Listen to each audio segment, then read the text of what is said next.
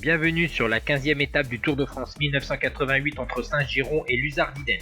188 km au programme, 6 ascensions pyrénéennes, des conditions climatiques très chaudes, donc pour cette étape très difficile. À noter les abandons de Arroyo, Charly Mottet, Jean-François Bernard et Urs Zimmermann. Du côté de la victoire d'étape, tout d'abord, on a eu une échappée de 4 coureurs avec Ayas, Chozas, Echave et Cabrera. Mais un coureur espagnol de 25 ans, Loredino Cubinho, est parti à Sainte-Marie de Campan à la poursuite des 4 fuyards. L'Espagnol va les doubler dans l'ascension du Tourmalet.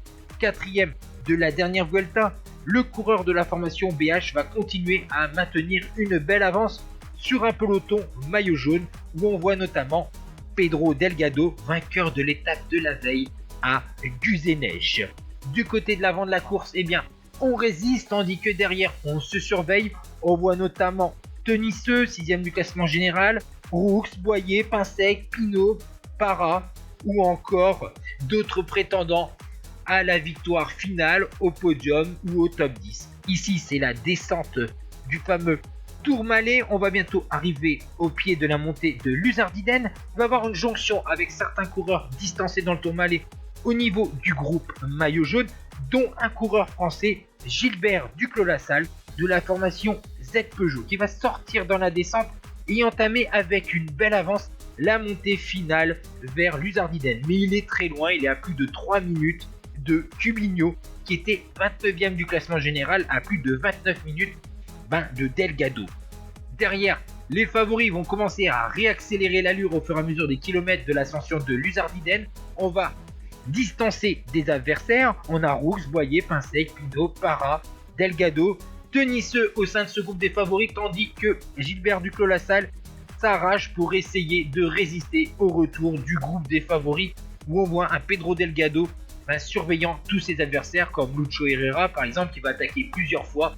Mais le coureur colombien n'est pas dans la grande forme de sa carrière. On l'a vu plusieurs fois à Luzardiden en grande condition lors des précédentes arrivées. Et bien là, non, pas de Lucho Herrera. Devant, c'est difficile, mais il résiste. Cubinho, il va décrocher sa première victoire d'étape sur le Tour de France, tandis qu'à 2 km 500 de l'arrivée, on va voir que Pedro Delgado, lui, va tenter sa chance tout seul.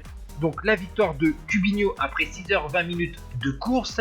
Derrière, on va voir arriver Gilbert Duclos-Lassalle à quasiment 6 minutes. Et on va se concentrer pour la bagarre au classement général. Voici donc Pedro Delgado qui est sorti donc à 2 km 500 de l'arrivée.